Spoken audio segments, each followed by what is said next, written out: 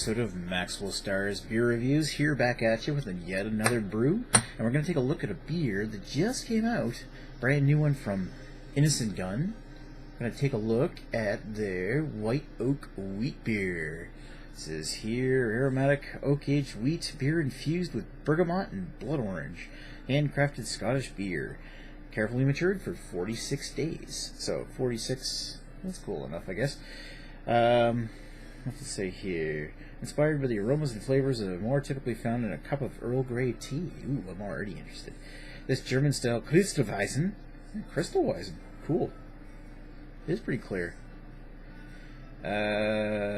Crystalweisen beer has been brewed at warmer temperature to encourage sweeter, spicier flavors to develop. The brew has been aged over oak and then infused with dried bergamot and blood orange to create a fragrant and refreshing finish. That actually reminds me, they're talking about Earl Grey. I was thinking right before as I'm reading this thing off, I was like, oh man, I should have Googled what bergamot is. Now I remember what it is. It's that kind of like that fruity zest that you get out of a cup of Earl Grey. Not that I drink Earl Grey very often. Actually, I don't. But I like the taste of it. And actually, I think I recently had a beer, an Earl Grey beer, at Royal City in Guelph, Ontario, when I was out visiting the Rhino. Anyway, speaking of which, Innis Gunn was at the Beerfest. It didn't bring anything new, but this one here just showed up. It literally just showed up on our shelves. This wasn't even on the shelf when I picked up this beautiful bottle of it. This was still at the bottom of the pallet coming in NB Liquor when I showed up after work. It was like, what's that? What's that say at the bottom? White oak wheat? Well, I'm glad to get a chance to try this one here. So let's take my bottle opener and pop it to the top.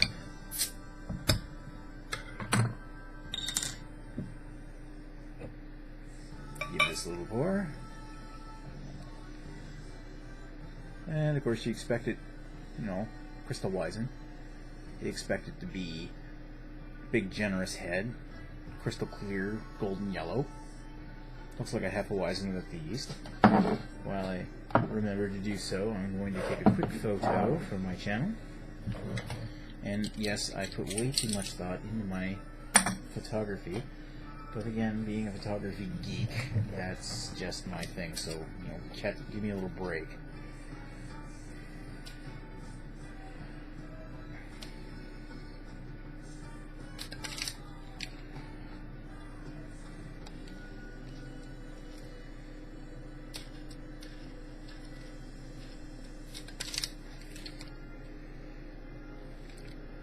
Oh, you mama. Alright. So yeah. Sexy beer.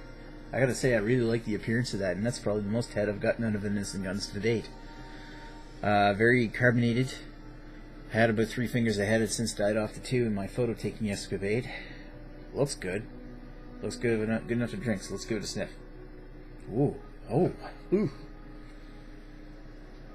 And just like I was thinking, that bergamot, that Earl Grey kind of scent comes right off the top of it. It's almost like Earl Grey beer. Maybe a touch of, citrus. See, all Earl Grey tea is just a regular black tea, like really fine British black tea, which I don't think even grows in England. But it's incensed with the way that Earl Grey liked it, which was, using Earl Grey, using dried bergamot, and I think there was blood orange in it as well. I don't remember my Wikipedia readings right. Anyway, I like Earl Grey tea, to be honest. I like a nice strong one. I really am liking the smell of this one. It smells just like Earl Grey. That said, I'm maybe getting a slight hint of oak tannin. Like a little drying in the nose. Almost nothing else. Like, I'm not getting any kind of pronounced banana or kind of scent to it that you would expect from like a German-style Hefeweizen or Crystalweisen yeast. Let's put her down the hatch, see if I like it. Oh, yeah. Whoa. That's different.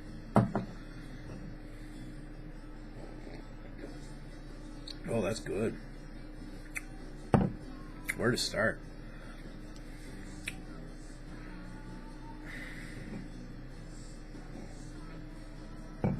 The banana does come out in the taste. And blended with that banana, you almost get that vanilla. And a bit of a toasted grain. Maybe a little bit of a coarseness, like a wheat, as Guy would put it.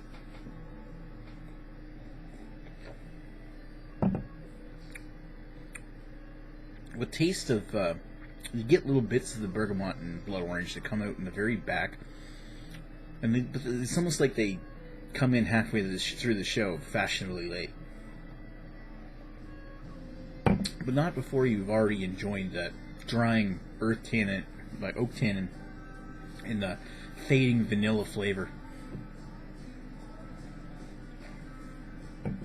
It's also generously sweet. Like, it's not cloyingly sweet, but it's sufficiently sweet enough that vanilla, those fruit flavors, the banana, really stick in the back of your throat and make it, like, it's very light and effervescent, but it's also a bit heavy, I guess.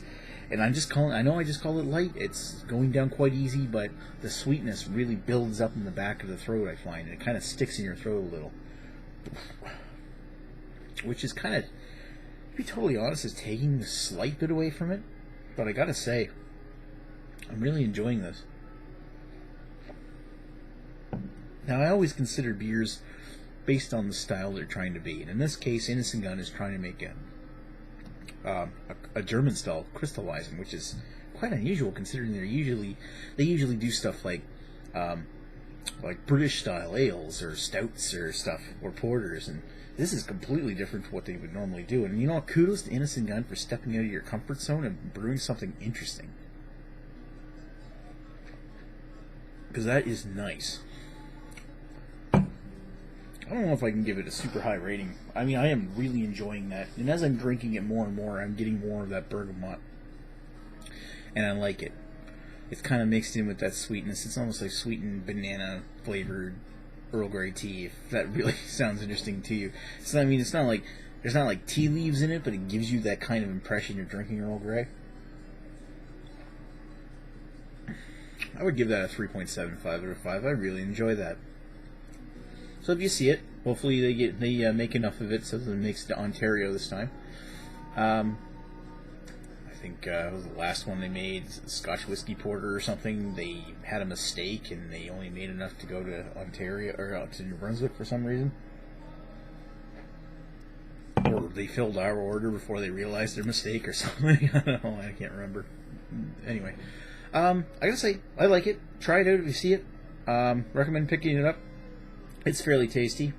So, 3.75 out of 5 for me. Thanks for watching Maxwell Starr's beer review. We will talk to you folks later.